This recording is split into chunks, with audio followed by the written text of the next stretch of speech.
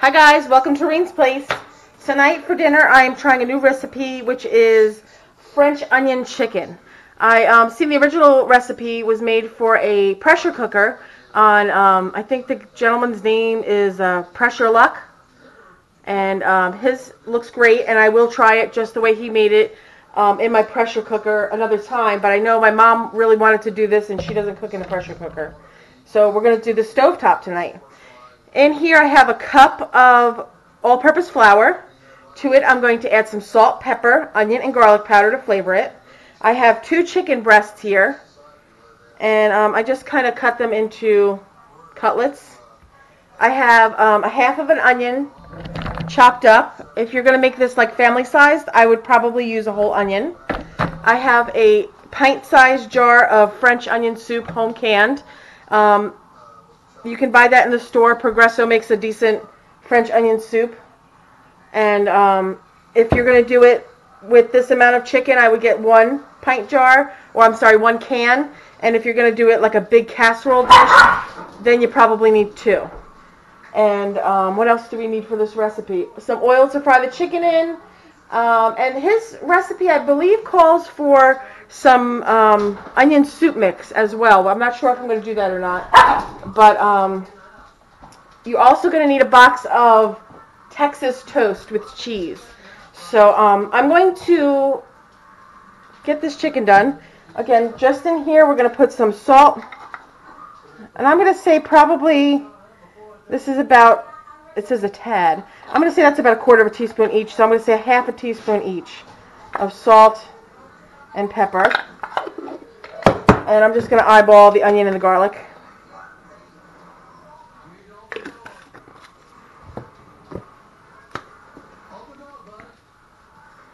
Okay. And then just dredge your chicken. I have my pan over on the stove getting hot.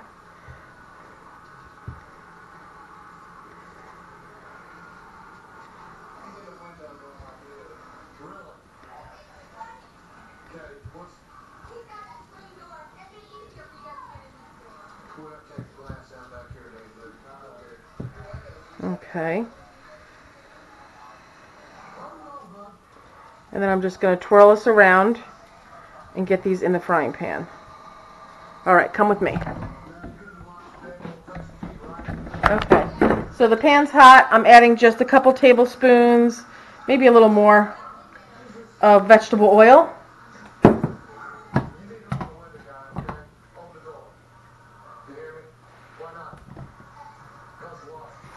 Okay, there's one. That's what you want. You want the pan to be nice and hot like that. Some oil down there. And we're just going to cook that now till it's nice and golden brown on both sides.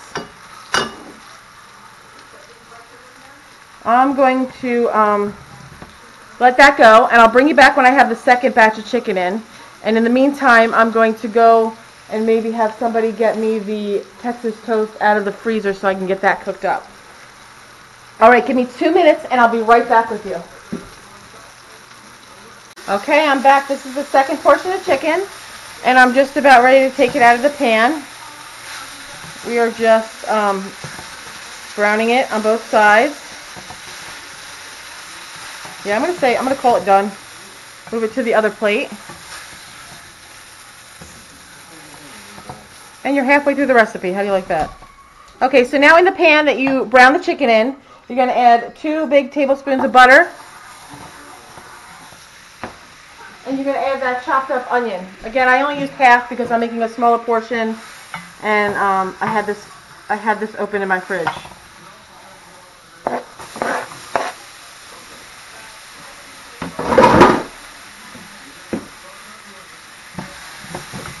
So I'm just going to, oh, it smells so good. I'm just going to stir this around and let them start to soften up a bit. And then we're going to add our French onion soup to it.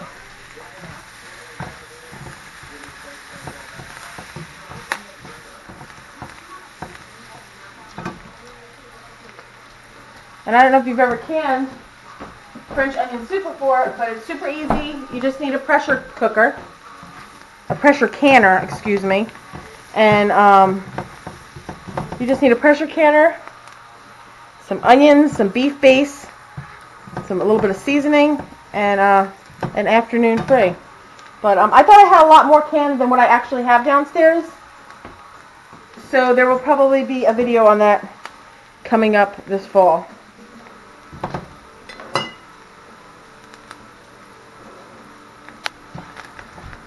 I'm going to let these go a little bit longer.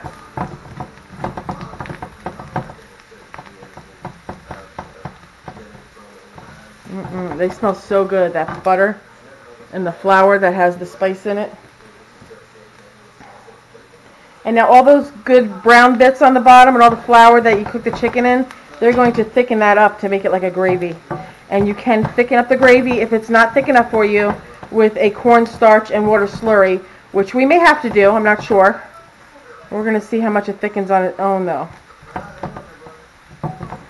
You want to bake off that Texas toast in the oven, and that's 425 degrees. It says 4 to 5 minutes. Honestly, we've never made it before, so I'm not really sure.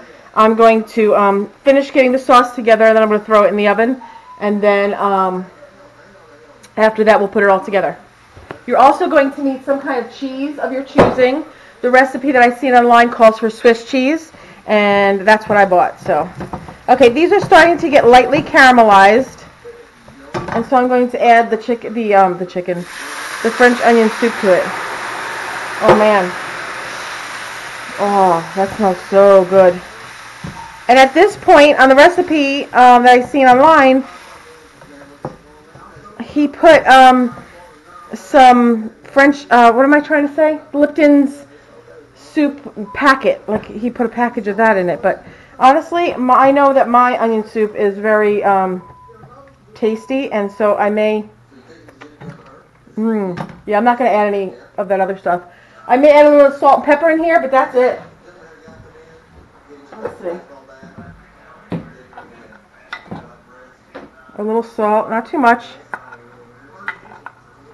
A little pepper, because you can't ever have enough black pepper. Okay, I have this on like a medium heat, and I'm just going to let that simmer down. It already smells delicious in this kitchen. So, I'm going to let this go a little bit. And I think we probably will be thickening it up a little bit. So maybe we'll get that together. And I'm just going to use like a tablespoon of cornstarch and maybe a quarter of a cup of water. And I will grab that right now real quick.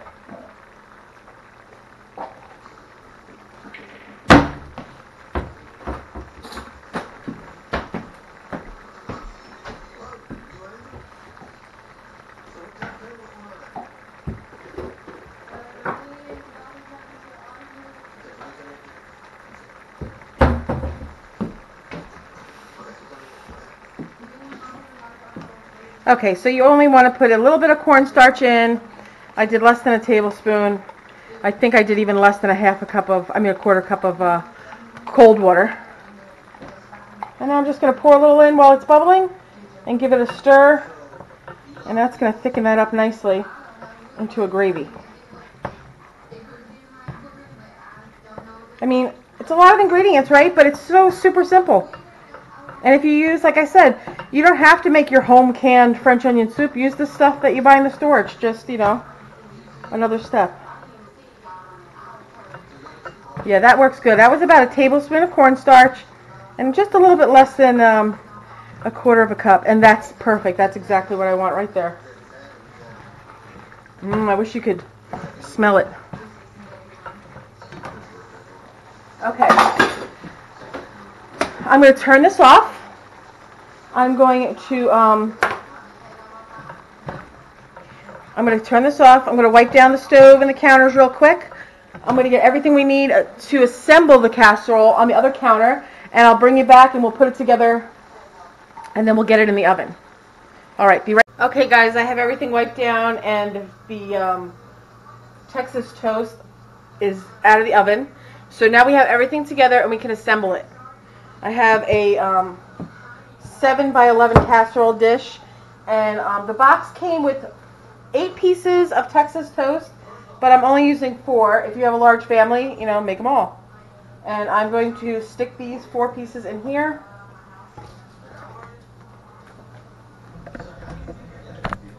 And now I'm going to cover them each with chicken. Okay. I think I have way too much chicken, but we'll see.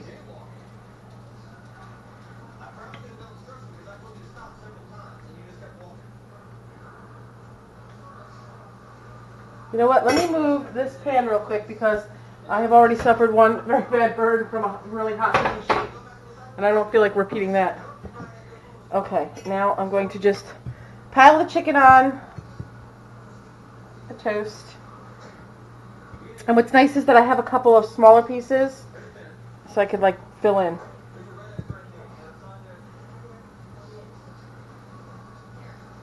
Okay, I think that's plenty of chicken for me. Let me show you what I got. Looking good. Okay, then I have the gravy. And it is totally gravy now because I thickened it up with that cornstarch. So I'm going to take some of this and pour it on top of each one. Doesn't it look good? Mmm, gravy.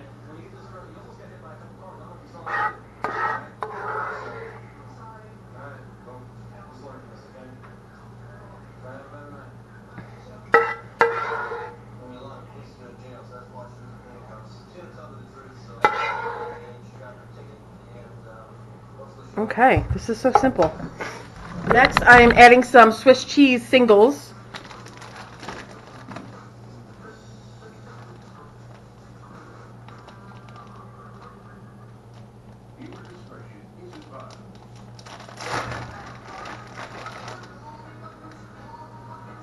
Okay, we're going to put the cheese right on here.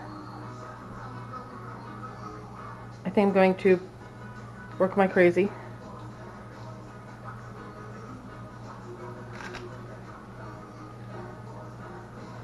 Okay, and so the original recipe, like I said, was made in a pressure cooker, like an electric pressure cooker, which I have 2 of.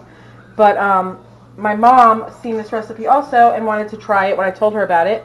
And so she doesn't have a pressure cooker, so I figured we'd do it like this tonight.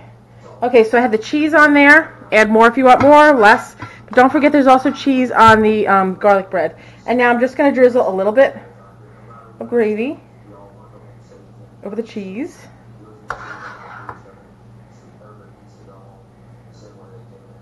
And I'm going to stick this in the oven. You know what? There's just a little bit in here, and it's deliciousness. So I think I'm going to throw it in the bottom of the pan in case I want to have a little extra gravy when I warm this up.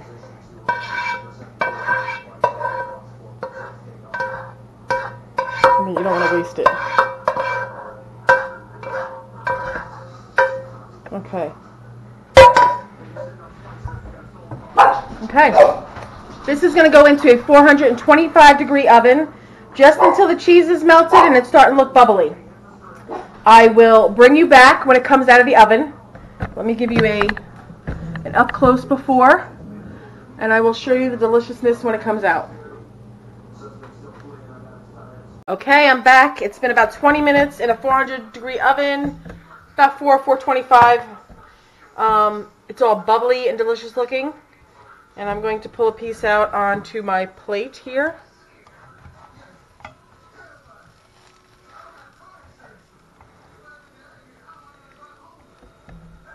Ooh.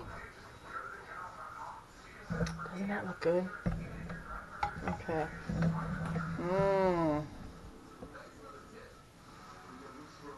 Okay, guys. Let me cut a little bite off and see how it tastes. I'm going to leave the complete directions and instructions in the comments section. I hope you guys give it a try. Hope you like it. If you haven't done so already, please hit that red subscribe button and give my video a thumbs up. Okay, I'm going to give it a try.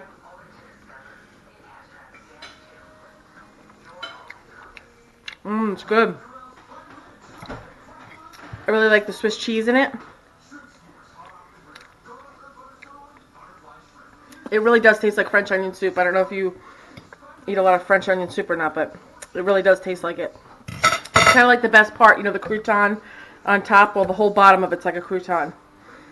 So definitely I will do this again. If you have any questions, please leave them below. And again, if you like this video, give it a thumbs up and don't forget to hit the subscribe button. I'll be back soon. Thanks for watching.